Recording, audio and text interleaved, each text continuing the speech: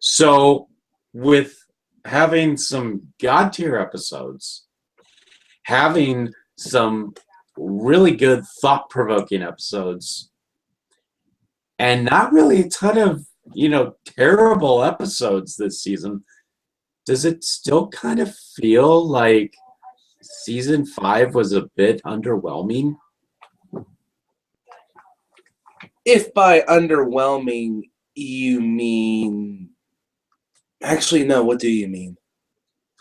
I'm basically, like, with season 4, I knew what I liked and I knew what I didn't like. This season, however, it kind of feels like most of the episodes, I don't know what to think at first. I have to watch them a few times before I get any sort of, before I can understand it in, a review sense. My take on the season 5 episodes is, initially I find I liked pretty much all of them. Some of them, upon further reflect, because I typically watch the episodes once before we do the review, sometimes right before we do the review, but and then I do that so that when we come to the retrospective, then it's a little, I won't say easier, but then it'll be, because some of the episodes I have watched more than once by now, but it's interesting to see how opinions have changed. But honestly, I would say this season might be able to rival season 2. Season 2, I think, will always be regarded as the best season. But I mean, season 4 and 5 were really, really good. Yeah, they were. There's just one thing I'm a little about this episode. We were promised an episode with Fluttershy's brother, so where was that? I know, right? Maybe it was just McCarthy trolling us again. And it wasn't a case. And it wasn't a case of them going, "Oh yeah, there will be an episode one day with Fluttershy's brother." No, they said, "Yeah, this season we're going to show Fluttershy's brother." I'm pretty sure they said that anyway. At least that's what I thought I heard them say. It's kind of funny because I actually went back. I do you remember the Twitter feed that was put up by Megan McCarthy before season 4 aired? And Yeah. had the hashtag 409 or whatever, and then they would have little tidbits of information. And I actually went back after season 4 ended, and I kind of went through the Twitter feed. I'm like, oh, so that's what they were talking about. Oh, they were talking about Coco Pamelda, that sort of thing. Maybe, I don't know, maybe there's a hidden message here. Maybe they're trying to, I don't know. Friendship is Magic. It's weird. Friendship is Magic, the fandom always had continuity with it, but it hasn't. It's this season, I feel, out of all the seasons that has the most, not just callbacks, but that has the most continuity in it. I mean, season 3, had Trixie, and season 4 had a few little bits, but this one, they're going back to old locations. They're following up on little bits that they've mentioned before. It's this seasons 4 and 5 help broaden the scope of the show and where episodes could take place and characters and all that. But season 5 specifically, out of those two, I felt helped deepen the core, not just the main 6, but it deepened the core of this. It put more depth for Pinkie Pie and her family, put more depth into the Apple family, and there were 2 different episodes with Discord. So yeah, season 4 and season 5 opened it, but season 5 specifically, brought more to the center mold to, but that's why I'm confused with season 6. They're like, we're going to explore Equestria in season 6. It's like, didn't you just do that? Yeah. What'd be interesting is if each episode took place in a different part of Equestria, not just Canterlot, the Air Free Forest, or Ponyville, but not necessarily a new, but a fresh location. Maybe finally the main 6 will go back to Applepalooza. When we all know how well that went this season. Still, at least we got yummy beefcake out of it. I was gonna And man, Hasbro's cruel sometimes with that, with teasing of the fans, man. Changelings, Brayburn, other characters. It's like they know how to push the buttons, but it's not like Gainax or Square Enix or Konami where we kind of hate them for it. With Hasbro, it's like, we still love you, and you better follow up on that, or else we'll find you. If you do not like this show, I will find you, and I will kill you. Whoa, dude! I mean, I thought you were gonna say, and I will hug you. I was gonna be like, whoa. There was actually a Fluttershy picture that I saw that it was like, I'm going to find you and hug you. Or maybe it was Pinky, I'm not sure, but still. But yeah, the season 5 retrospective is like, I was telling John earlier, this is my favorite review to do. Besides the ones where he and I disagree, which rarely happens because, I don't know, what was the saying? Two minds think alike, but fools rarely repeat. I don't know, but still. So yeah, because like I said, it's we could come back to older episodes and be like, I wonder if I still feel the same on that. So I say let's dive into it. Yeah, definitely. So season 5, I feel we had a little bit better grasp on how we do review scores and whatnot. Yeah, it just felt a little bit more concise and understandable. Now, I actually took it a step further. Yeah, I actually took it a step further this time, and instead of just having like the points out of 20 or whatever, I decided that I would put percentages to it. I hate decimals, man. There's not too many decimals.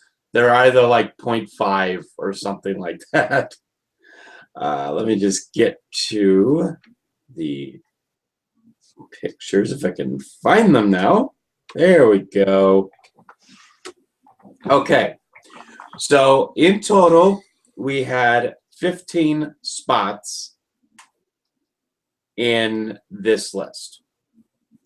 So we're going to go again last to first and kind of just talk about them a little bit while we do this. So in 15th place with 47.5% out of 100, didn't even break half, was Appaloosa's Most Wanted. The only thing that saved that episode, I shouldn't even say saved because it didn't even do that. The only good part about that episode was Eeyore Pony. Other than that, I think it's pretty safe. That was -5 stars. Exactly. Maybe 10. It's not the worst episode in the show, but I mean, come on, it was so. This just felt kind of like a boring episode. It didn't really bring anything. It's just like, yeah, we're here. Okay. Surprisingly, though, I think it might have had more of a pulse than the Flim Flam episode last season. I'm all about wordy dialogue. I should know. Trust me, I play Metal Gear. I like wordy shit, but no, Appaloosa's Most Wanted. Yeah, exactly. In 14th place with a 50%. Oh God, we thought Appaloosa sucked. This is Princess Spike. It's like, I want so bad for Spike to be a well-utilized character. Because when he is utilized well, and it's seldom, it's awesome. And Princess Spike was better than Power Ponies. Do you want me to bring the scores up and see if we can figure that out? No. That's not -5 stars, but it's minus some stars, let me tell you. Mm-hmm. Definitely. This episode just kind of felt, again, a little bit boring, and the Incompetents of Cadence.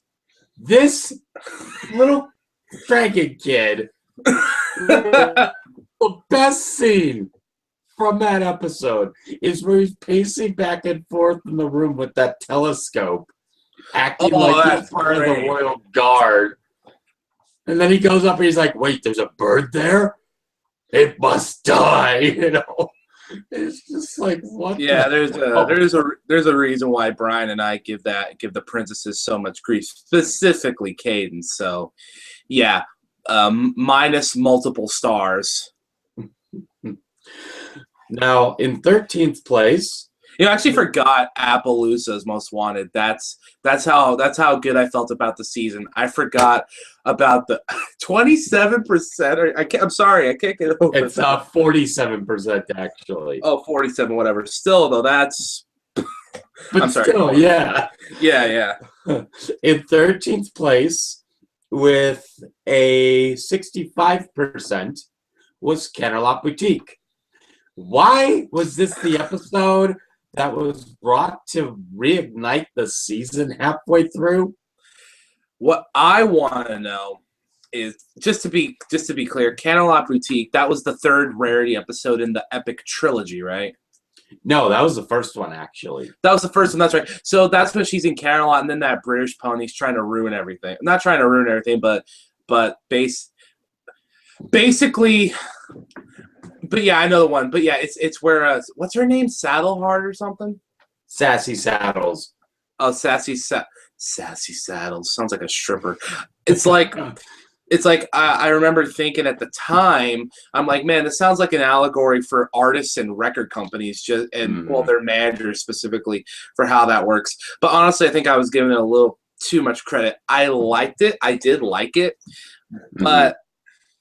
Like, I like Sassy Saddles, and I liked Rarity, and I liked the point of the episode, and some of those dresses look dope, but I don't know. It felt a little too. It almost felt a little too one-sided with the moral. Yeah, keep going. I will be right back. Okay. So, okay, he's leaving. Yeah. So I mean, you know, Sassy Saddles, from what I can remember, like, I appreciate that she. That the show went out of its way to make her not a total one-dimensional bad guy. She's not really a bad guy. You could tell she genuinely wanted to achieve something with Rarity, and you could tell that she really wanted to succeed, but she did let it go to her head. Like, you know, I don't want to say these things happen, but that is kind of known that, yes, these things do happen. But, you know, but then the moral was all right. It's just, I don't know. I felt they could have done it a little better than they did, but it was a better episode. Not my favorite of the Rare trilogy or the Rarity trilogy, but it's all right. Sorry about that. My computer was about to die. So that would have been bad, really bad. Oh my God. You know, if I had more prepared material, I might not have looked so awkward right now. But no, I mean, that's basically your feelings on it too, though, right? Like, it's not bad, and at least I was mentioning how I like that they went out of the way to make it so that Sassy Saddles wasn't just some one-dimensional bad guy. Mm-hmm. I don't know. It felt like that's what I was going for. It felt like they rushed it because they introduce her, then she has a fall, but then she gets redeemed. I was like, no, doesn't really work that well when that's all in one episode. But yeah, all right episode. Yeah, it felt like one of those episodes. Like, it had some good stuff. I will honestly say that Raven Pony is freaking awesome. Yeah, I mean seriously, like, this dress makes me feel like a princess.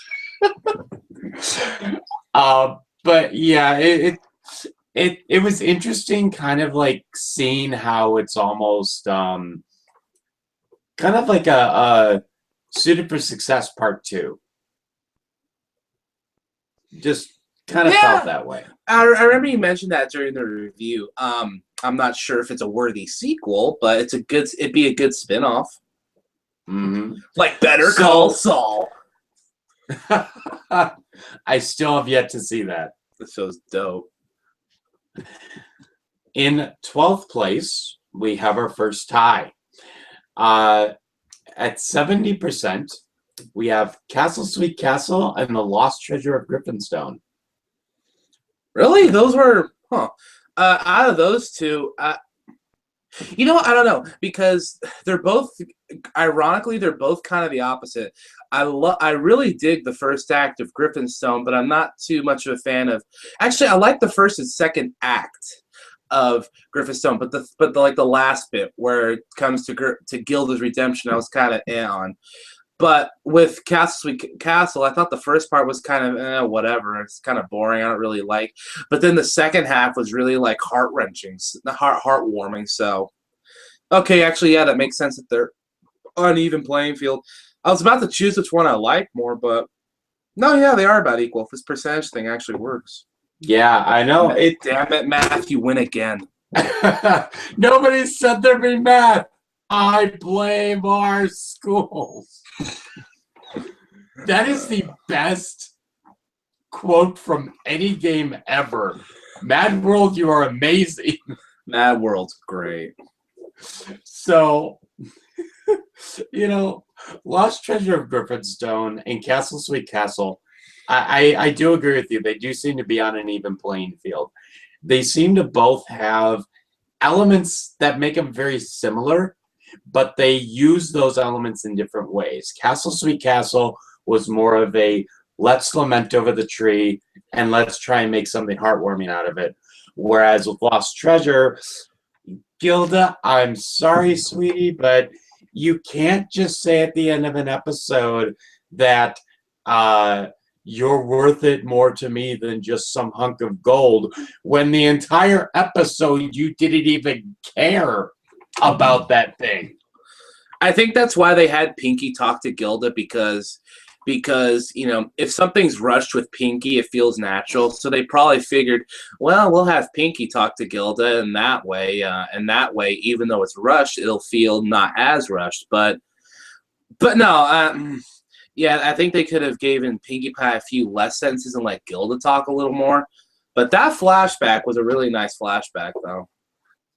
With baby Griffin Gilda. Oh my gosh, she was so freaking adorable. Yeah. So yeah, I wouldn't say minus any stars on that, but definitely not plus any stars either. Mm-hmm. Kind of somewhere in the middle. Yeah. So in 11th place, with a 72.5%, we had What About Discord? What About Discord? I had a lot of fun watching that. It was a freaking godsend over Three's a Crowd, which was one of our least favorite episodes of last season. And yeah, it was definitely better.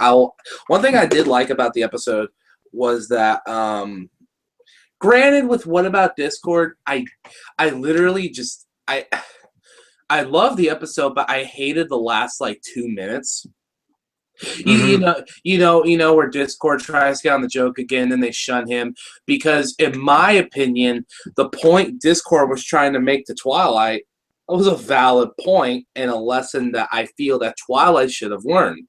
But then when they did the same thing to Discord and found out that he lied to the main six, I felt that tossed the lesson out the window, and they just tried to it just made Discord look like a heel. When you think about it, he's still a jerk, but he's still clearly in a face turn.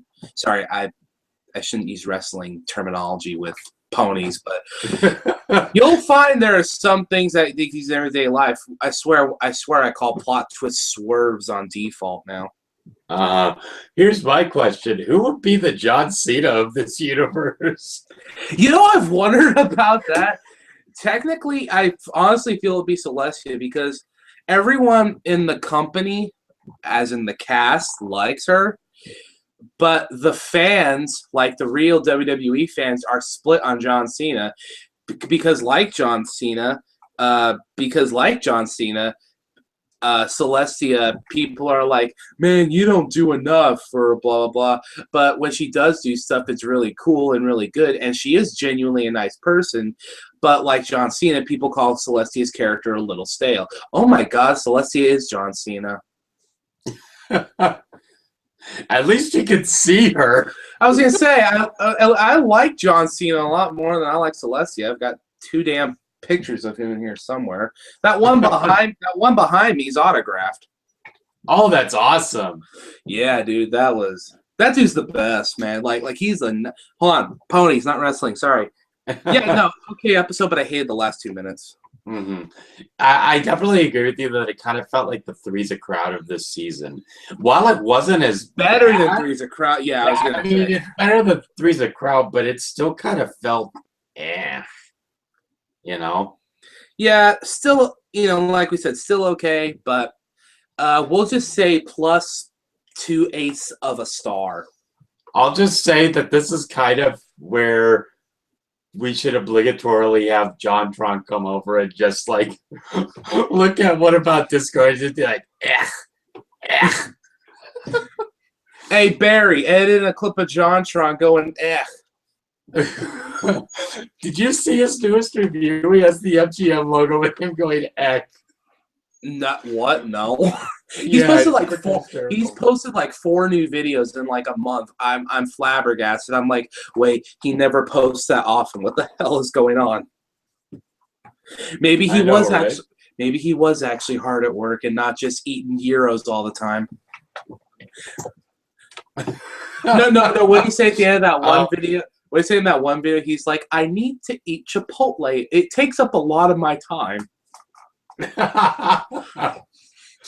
So in 10th place with a 73.5%, we have the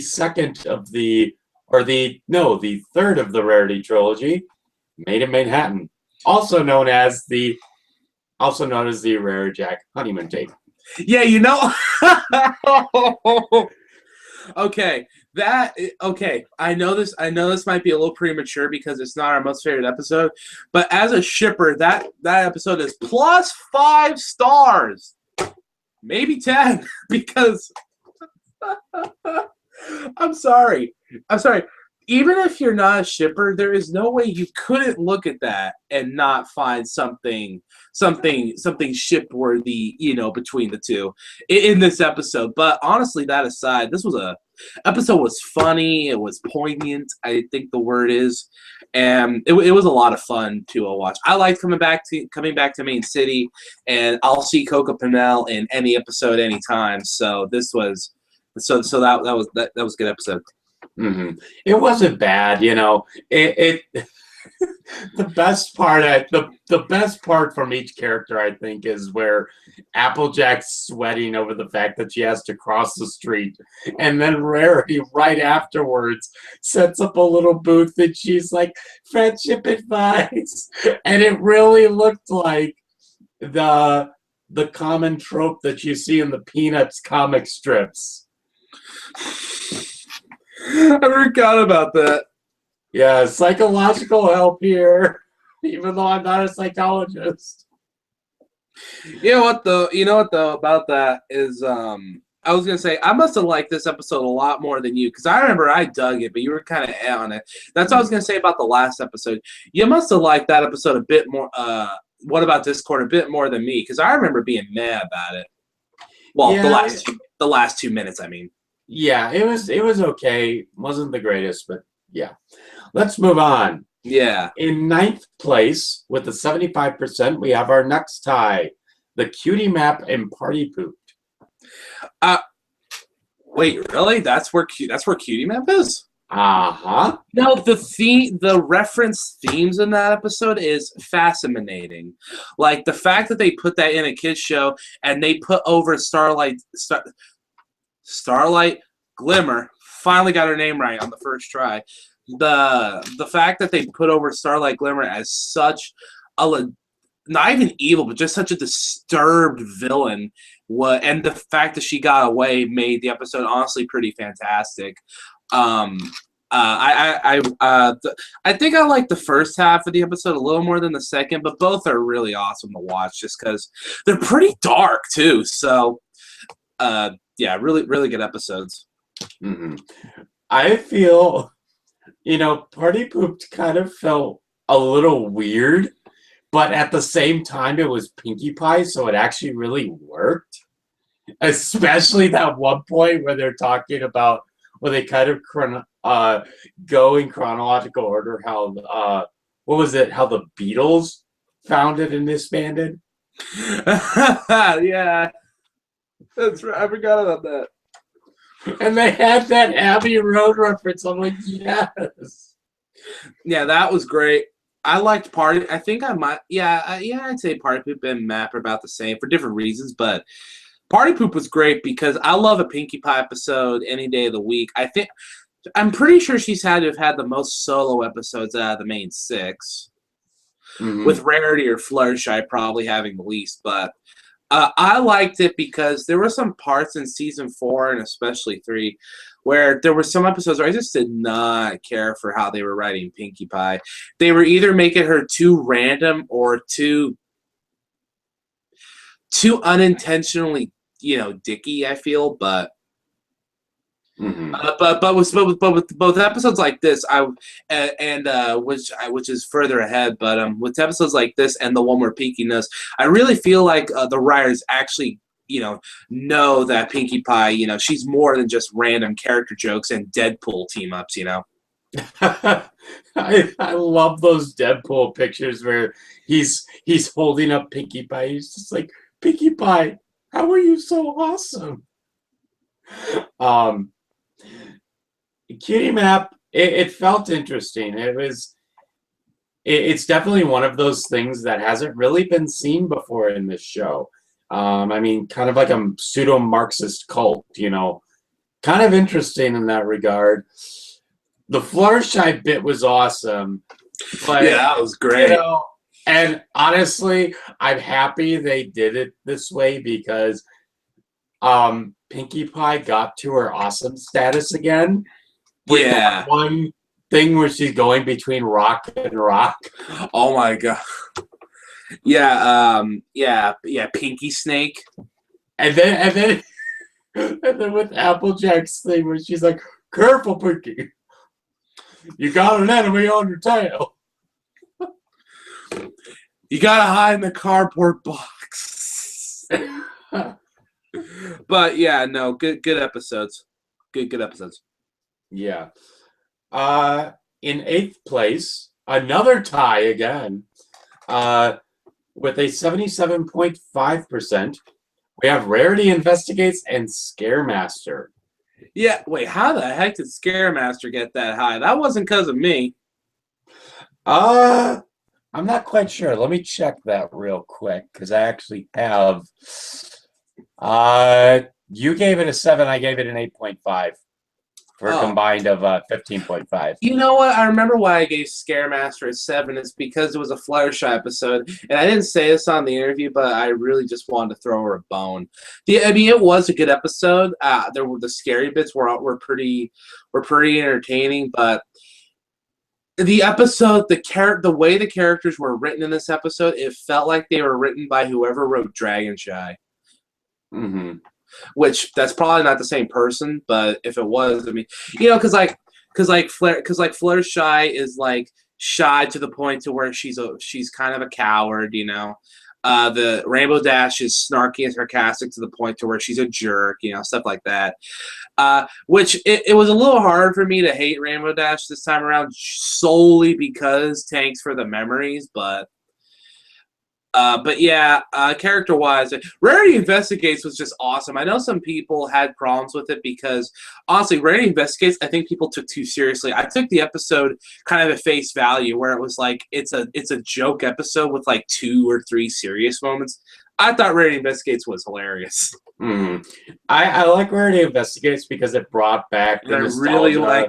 I really like LA Noire, so it kind of brought me back to the nostalgia of Carmen Sandiego in that regard. I remember you said that. It's so cool. And honestly, her reading spy novels is actually pretty awesome. But yeah, I thought it was an interesting episode. Scaremaster, I liked a lot. You know, that third act when Angel just took up all that stuff. You know, hey, you want to know where Granny Smith is? Well, she's dead. That was, oh man, that's the one time Angel got a positive response from me, or at least one of them. Definitely. So, 7th place, we with an 80%, we have the cutie remark. Interestingly enough. Oh, okay. See, that episode,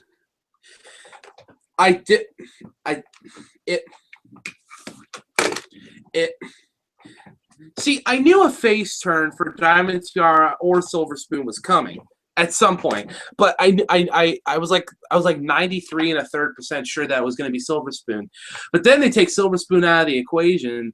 That's not the right episode. Cutie Remarks the season 5 finale, dude. Oh, whoops. Why do you have to broadcast this live? Why couldn't you just edit that out? Okay. I can salvage. Okay. So Cutie Remark. Ow. Damn it. Look, long story short, I like the episode. I loved Sunset Shimmer's villainous rise in the premiere, and I love the amount of damage she's able to cause and jumping back to the past and all that. But I wasn't the biggest fan of her reveal or motivation. Like the reveal and motivation is a good reveal and motivation. I get that, it's relatable, and I relate to that a bit. My thing is, for the amount of damage that she knowingly or otherwise was trying to cause, it doesn't feel like it holds up as much. You know what I mean? It's like here's the damage. Okay, hold on. Let me give you a good analogy here. Okay, so this is the damage that she's trying to cause, right? And this right here is and this is the weight of her backstory. So the episode was great, but her backstory -2 stars because it's still a good backstory, but I don't think it completely sells me on how much she's just trying to destroy. And because she made me look like an idiot right now because I got the titles mixed up. In 6th place, with an 82.5%, we have our 4th tie, the one where Pinkie Pie knows, and Hooffields and McColt. Okay, honestly, if I'm being real with you, Hooffield and McColt, I liked just because they're taking the Hatfield and McCoy's bloody conflict and they're bonifying it. But on the flip side, what'd you say the episode was? The other one is the one where Pinkie Pie knows. That's right. But on the flip side, the one where Pinkie Pie knows, I like that. I think I like that episode more because honestly, Hooffield and McColt is a good episode and it gives Fluttershy a chance to showcase a bit. But honestly, it felt more like a novelty to me personally. But the one where Pinkie knows, I think I like more as an actual episode. And that had some of Pinkie Pie's funniest stuff out of this entire show. Just everywhere from how she's trying to hold it in and not reveal the secret to where she's almost revealing the secret. She's just bouncing around all over the place. It's and then Twilight's reaction when they announced that they're gonna have a baby is just great in and of itself. So there was actually I think it was made by the guy who did Post Crusade on Tumblr. And what's interesting is It's basically where Twilight is. It's Twilight, Cadence, and Shining Armor, and Twilight is just randomly out there, almost just like, "You guys did the thing," and then you see Cadence looking over to Shiny, and she's like, "We did the thing." Well, they did the thing, and the thing got spoiled a few years ago in Target because what is Baby Flurry Heart was originally Princess Skyla. I saw that when I was walking through a Walmart like 4 years ago, and I'm like, what the hell is that? And apparently, you know, they were warning us about Flurry Heart. Hopefully, Flurry Heart is a lot better than Poof, but. Mm-hmm. But yeah, I mean, there was actually another one. It was another comic where Twilight's just like, "Wait, so you had sex with my brother?" And then Cadence is just like, well, if you want to put it that way, yeah." It's like Twilight's just like, "Everyone leave the room. I need to puke really bad." Well, I mean, I know what you're talking about. Yeah, no, good episodes though. I don't know if looking back, I'm not sure if I would give them the same spot. Well, I'm not sure if I would, rate them the same personally, but good episodes all the same.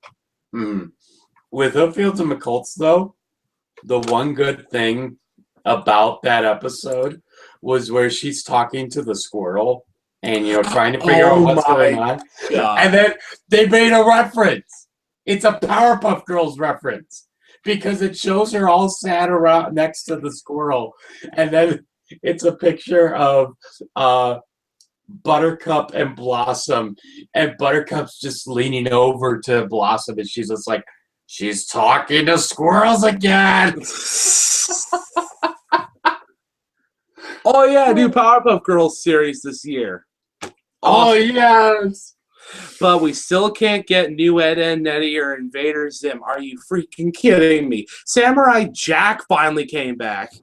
But no Invader Zim, no Ed and Nettie, and no, what's another old show I liked? No Mike, Lou, and Og. I'm kidding. No one cared about Mike, Lou, and Og. In fifth place, we actually had a four-way tie, if you can believe it. We had a fatal four-way? In fifth place, all with scores of 87.5 out of 100%.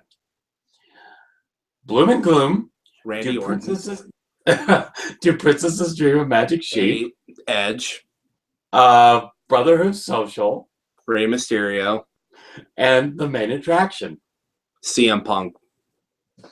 That was an actual main event. It was a four-way for the title once. Guess what the name of the pay-per-view for some reason was? Fatal Four-Way. It was the stupidest thing. It's like when someone tells you, "Hey, I just watched that pay-per-view Fatal Four-Way," every single time I guarantee they'll be like, "Oh yeah, what was the main event?" It almost sounds like something you'd find on like really old HBO softcore porn or something like that. Actually, I don't think Rey Mysterio was in that match. I think it was Jeff Hardy. But still, what were the episodes again? Bloomin Gloom. Good. Let's go through these. You know. So Bloomin Gloom. Go ahead. Bloomin Gloom is good. It's not as good as Sleepless in Ponyville. I feel like it's the weakest of the three CMC Luna episodes, but it did have some like really interesting things to it, like her own shadow being the voices in her head, and I'm just like, I relate to that so hard. Yeah, it Sleepless in Ponyville is the best of those three. I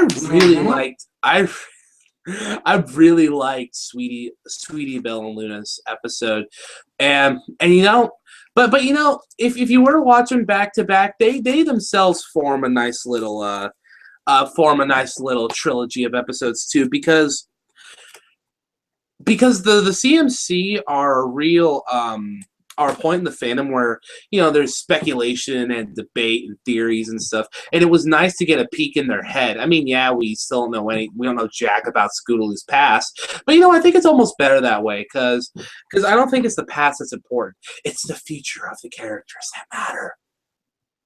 Mm-hmm. That's my little cheesy 80s PSA for the day. Second one in that tie was Do Princesses Dream of Magic Sheep? That episode was awesome. So, and I'm sorry, if you think of Magic Sheep, I'm thinking like, wait, is she a Marie breeder from Pokemon? Oh my gosh, shut up. So not only do we get some of the most blatant but dopest fan service in the world, and yes, I am indeed talking about the conjoined Bonbon and Lyra, but also big, the big Macintosh Big Macacorn, if you will. Princess Big Mac. No, and also when that comic came out, and then I saw that for the first time. I'm like, oh, Pixel Kitties does have influence in this show. But no, it was great. And then we also, on a darker note, I remember watching an episode, and I'm like, dude, Luna's a tortured soul. Jesus. She literally gave herself nightmares to make sure that she doesn't make the same mistake again. It's like she's she's been back for almost 2 years in Showtime at this point. So that's over 500 days of reoccurring nightmares every single night. I mean, really think about that. No wonder why she doesn't show up in a lot of episodes. She's scared her. That's why she didn't show up in season 1 at all. She was probably comatose half the time from all her nightmares. Mm-hmm. Seriously, that was really deep. One thing I will say is that just saying that this sort of thing, you know, the giving herself everlasting nightmares, if you really think about it, that's the kids show way of saying that she cuts herself. I mean, seriously. Next you're gonna tell me she listens to the Remedy. That's the MLP's equivalent of The Cure. They actually don't tell me The Cure are going to be in an MLP episode, and the name of the episode is going to be Disintegrator, and they're going to have a new song called At the Gala I'm in Love. There was actually this Facebook post I heard about that was talking about like a new band comes to Ponyville, and it's the different reactions of the main 6. Twilight and Applejack don't like the fact that this new band is like particularly using the words buck and clop too much. They had Fluttershy and Pinky become rabid fans. Like they're both fangirling over it. Rarity falls in love with one of the band members, and Rainbow Dash is just like, I could do better. I mean, and the name of the band was Buck Against the Machine. What's the Speaking of, though, I know the mains one of Luna's favorite songs. I swear to God, John, if you say what I'm thinking we're gonna say. Crawling in My Skin? We get it. Linkin Park is applicable to many things. Well, hey, we did that the same way with when Raven was around in Teen Titans. That made sense. Because Trigon was literally crawling in her skin. That song basically could have been written for Raven, and we wouldn't even know it. Because we made AMVs with her in it anyway. What's the third episode in that? Brotherhood Social. Can I just say something? You remember Sure. how when Mad Max Fury Road came out, and you saw it, right? I haven't seen a lot of movies this season, Oh, well, or still. Okay. this year of movie going. I did see Deadpool though, and that's an amazing movie. Because I was gonna say, Fury Road's a great movie, but you had the female lead Furiosa, and when that movie came out, you had a bunch of people lauding her, saying like, "Oh, she's a great feminist thing, and she's like modern day, she's a woman warrior and stuff." And meanwhile, I was like, "Look, I'm watching a show about cars exploding and getting to point A, point B, and it's awesome. That's all." So when people were talking about, "Oh, I love Brotherhood Social," because it was a great commentary on the transgender community, and my response was, doesn't anyone remember when Bugs Bunny used to do literally the exact same thing? It's a cartoon, you guys. I mean, don't get me wrong. If you ask one of the show's writers that, I guarantee you they probably would say something like that to make themselves look better. But come on, honestly, let's be honest. I feel that they just basically wrote a Bugs Bunny episode, but with some more heart to it. And I'm only saying it like that because I really like that episode, but I'm not a fan of things being taken and personified as causes for something when I know they weren't written to be that way. Because the whole point of him cross-dressing was so that he could spend time with his sister, you know. And let's be honest, if you saw a big hulking guy like Big Mac, you know, in what is essentially, you know, drag or whatever, I mean, I think anyone would be a little, not apprehensive, but a little weirded out by it. But I mean, don't they let on that they knew that he was a guy anyway?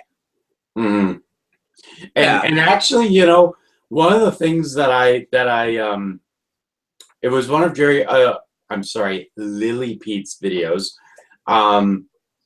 It was one of her videos that she was talking about, you know, the episode, and the reason that they didn't, you know, call Big Mac out on, you know, you're actually Big Mac, you're not Orchard Blossom, is that if you really think about it, society, you don't freaking do something that's stupid.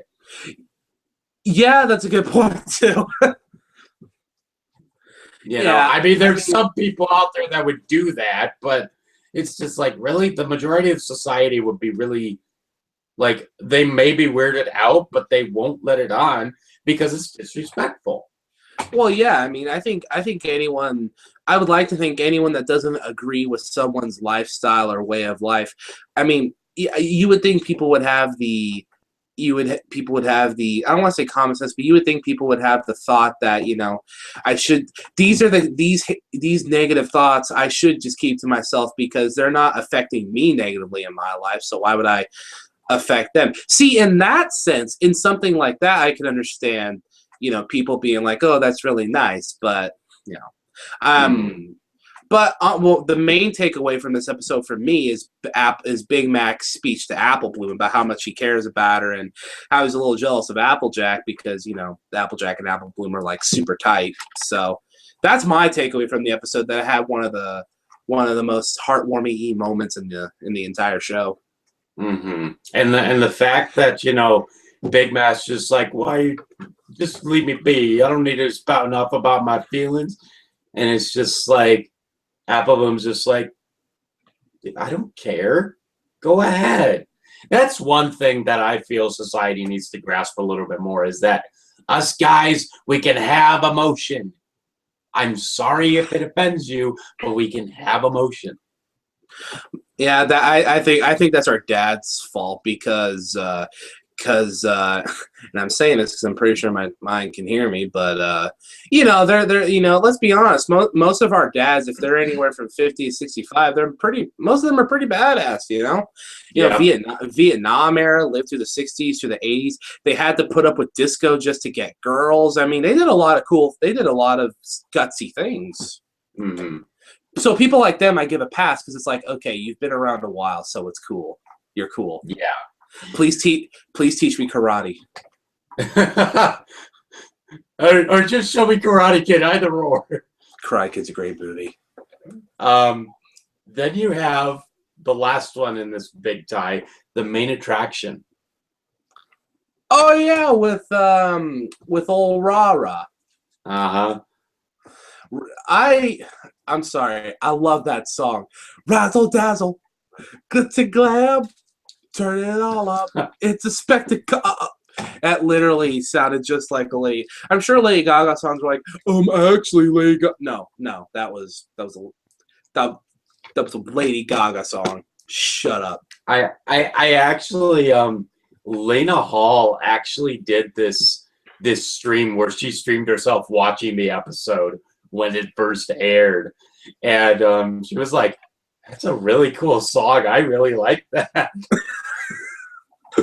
No, episode that honestly, I felt like the episode tried to balance Applejack and Color Couture, but I feel like it focused a little more. I don't know. Actually, it was pretty even on who it was focusing on, but without really losing focus of the point of the episode.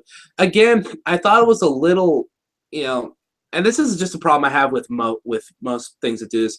I thought it was a little where it was like where Applejack's like, oh yeah, I had this other friend from a long time ago that's famous, but we met because apparently what's her name is only the second most popular pony act in Equestria, while Color Couture is the most popular, but we never once heard of her. Mm-hmm. Some of the lines in this episode are funny, like the time where Applejack kind of just snorts a little bit, or it's like, where it's like, how have you not heard of Countess Coloratura? And it's like, I don't think she's all that, nah. And then Pickett's like, yeah. Yeah, I love that. I love that they had these caricatures of like groupies and fanboys for music and bands, because trust me, they act just like that.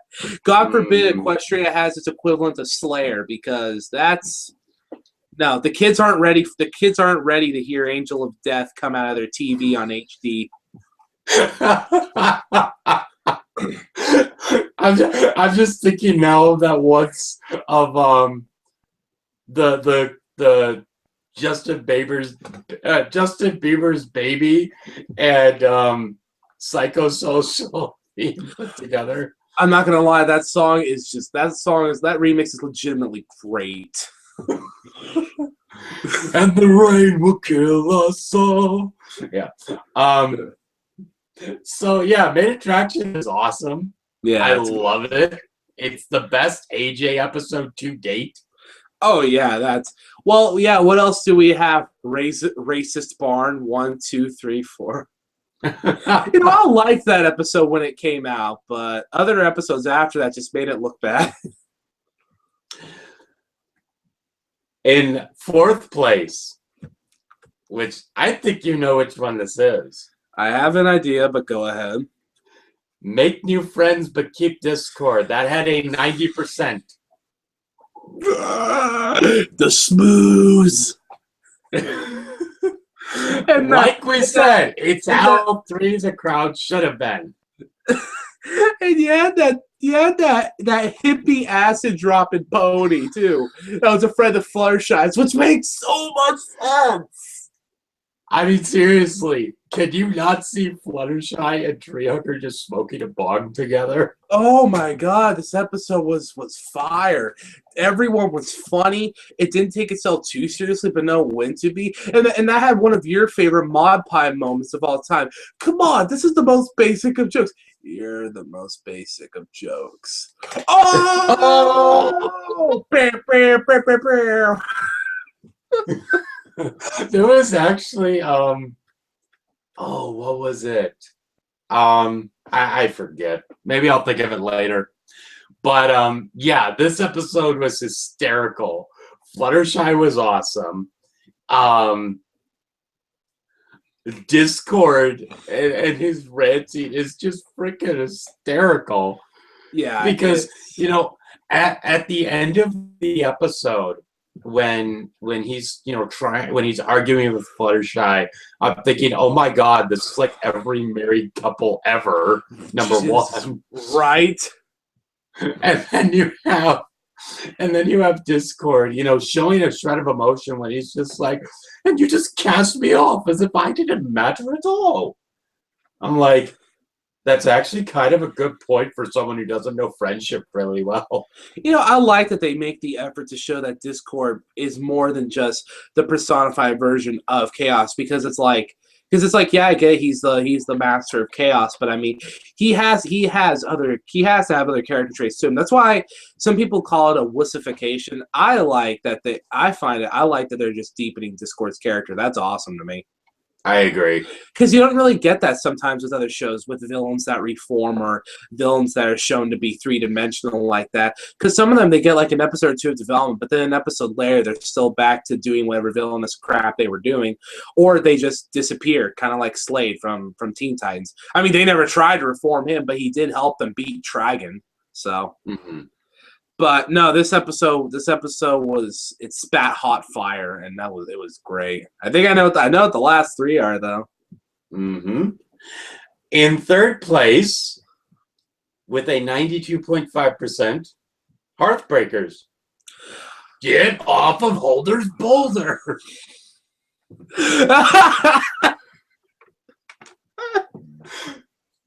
Acting like this episode was on a pedestal. Get off of that boulder. Oh my god. I love Pinkie Pie's family. They were great. In fact, I only remember I came up with a pairing for Marble Pie and Mac and the Macintosh. I called it what did I call it? I called it I call it the MacBook Pro pairing. Marble and Mac. So yeah, said the MacBook Book Pro. Yeah, dude. I'm surprised that never caught on Twitter's Moments. Here's my question. Which, by the way, why did Twitter introduce Moments? It's bad enough that Facebook does it, but the whole point of tweets is to follow people you like and read tweets, not for them to highlight whoever they feel like. Sorry, that was off topic. Here's what's funny, though, is that you were talking about MacBook Pro. Think about it. Pinkie's family is borderline Amish. Oh, easily. MacBook now can't support Windows because they don't have any electricity. Oh my god. I've actually seen a picture of a MacBook being used to hold up a window. Man, people are dicks to Mac products.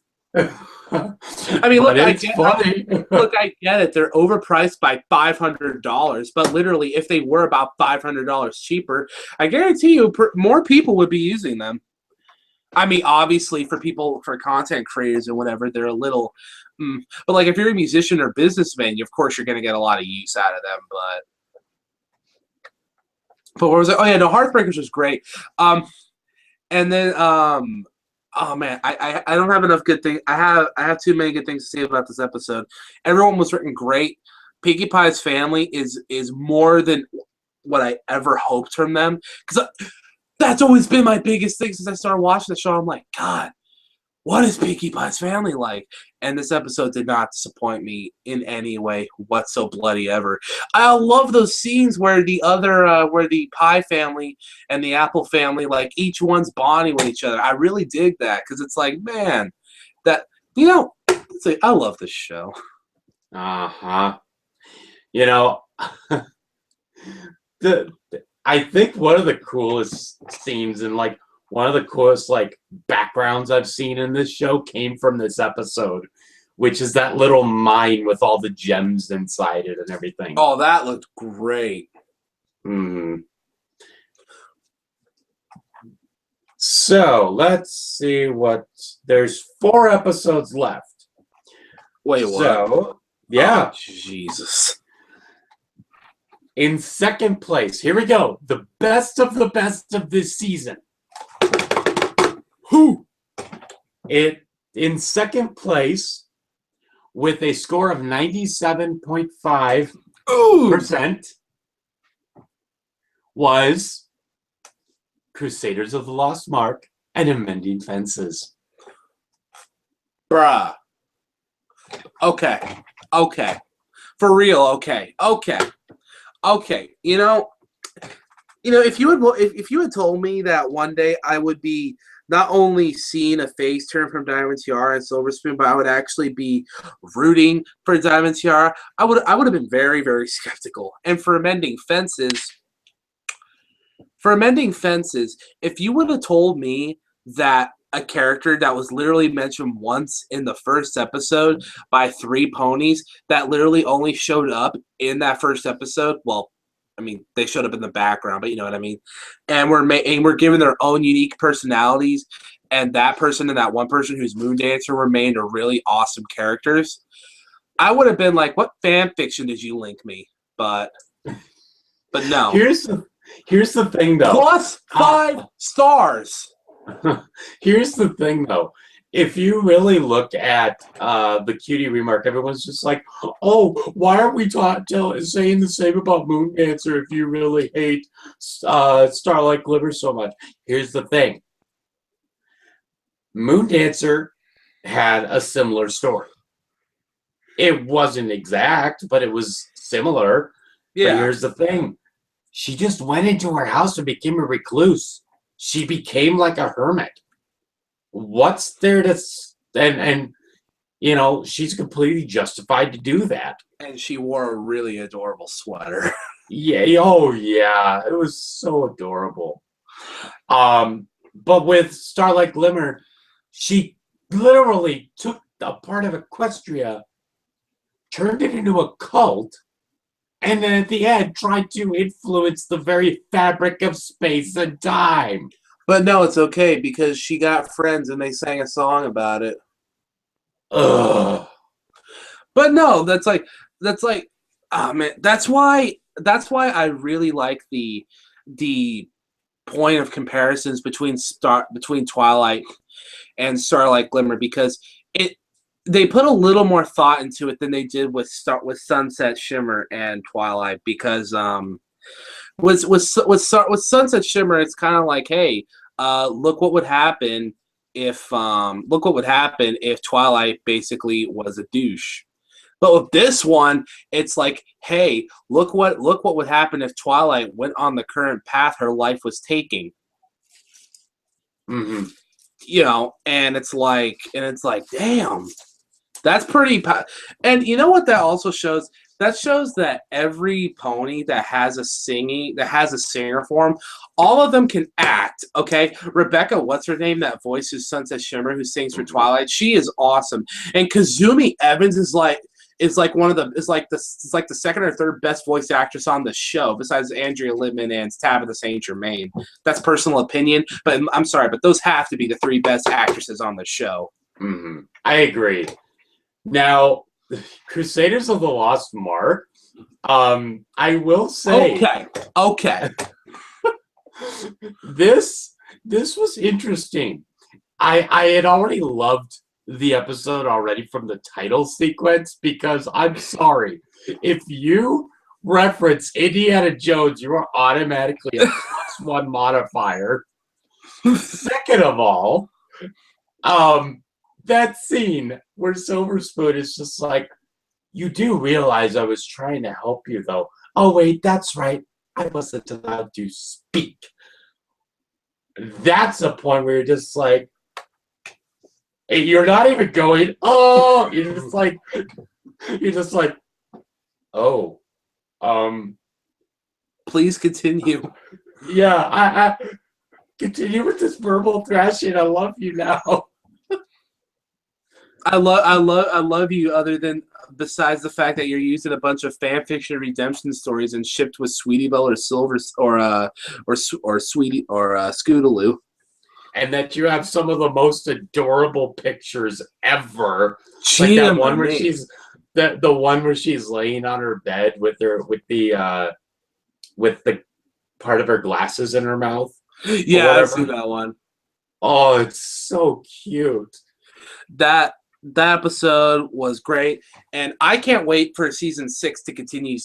I can't believe I'm saying this, but I can't wait for season 6 to continue Diamond Tiara's little story, because I'm telling you, man, this, and I said this a few times over the course of the season, this show could literally have multiple episodes in a row about background characters, side characters, or just the CMC, and they could write them great. That's really why I almost want there to be an entire season that's nothing but that. I mean, I know that wouldn't really go over well with some people, but I think the show's good enough to where they can.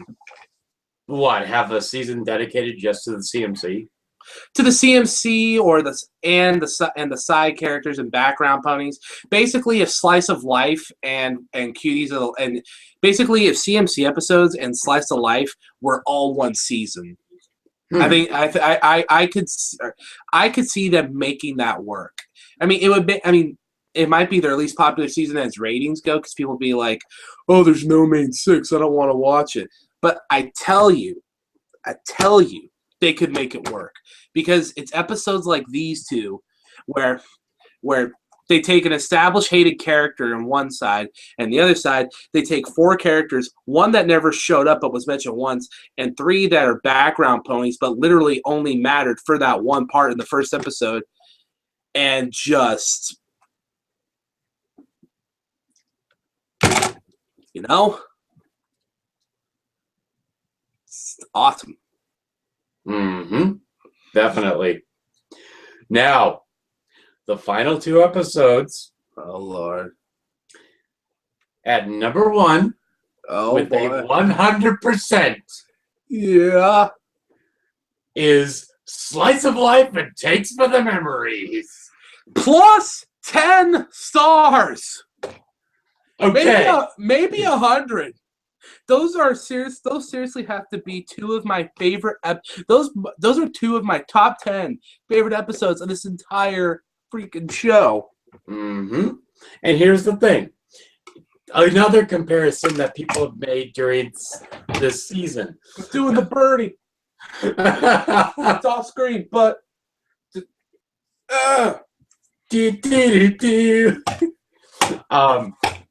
Okay. Thanks to the memories, everyone says, why, like with the cutie remark, why in the heck did Starlight Glimmer not get her just desserts from all the trouble she caused? And the same thing was said about Dash. The problem was, believe me, I said it a few times too. 5 stages. If you're talking about the 5 stages of grief, you're automatically talking about, something to serve the allegory of that episode. And seeing it in that way is just like, oh my God.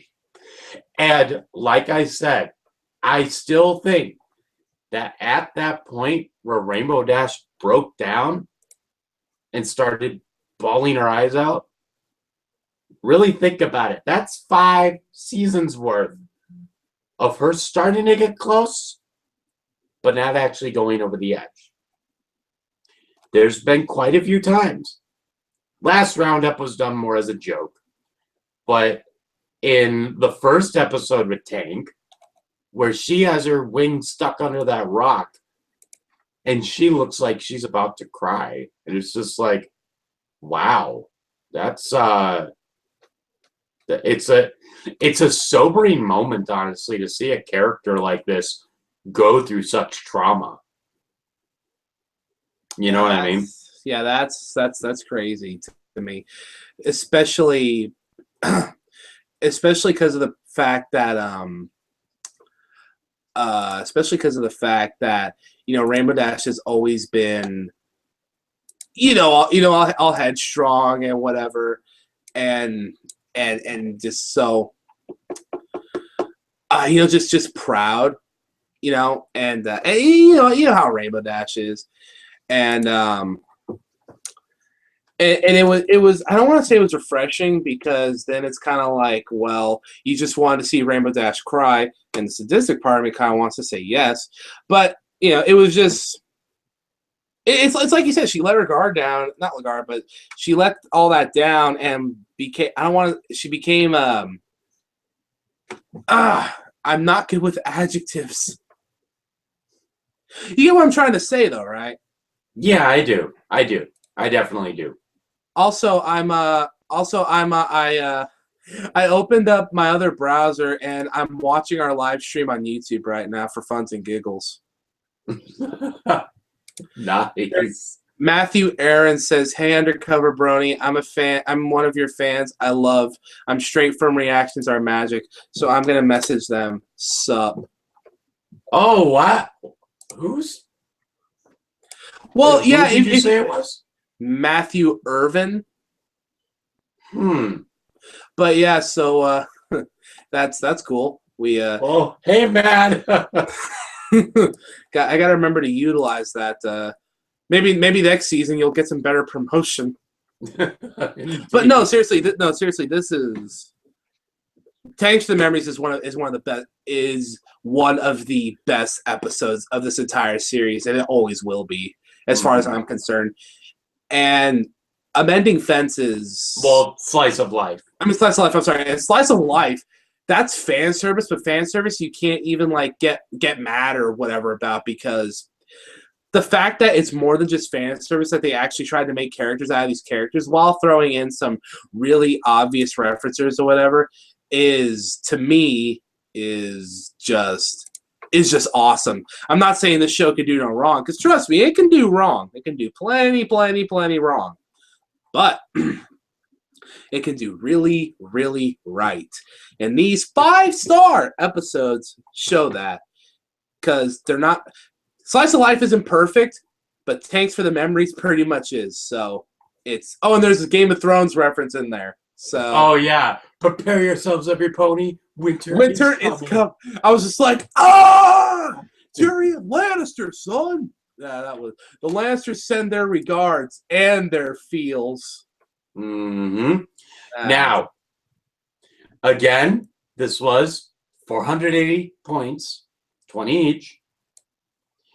And this season got 385.2 points out of that 480. This season got a final score of 80.3% out of 100. Congratulations. Yeah, congratulations. You're a B minus player, like Daniel Bryan. Considering this, it's pretty much on par with season 4. Oh yeah, I mean, so statistically, did season 4 do better? I think statistically season 5 did a little bit better. Because I was gonna say, because I liked season 5 a little more than season 4, but they were both good. I agree. And this season was just fantastic. Now, finally, let's talk about the elephant in the room.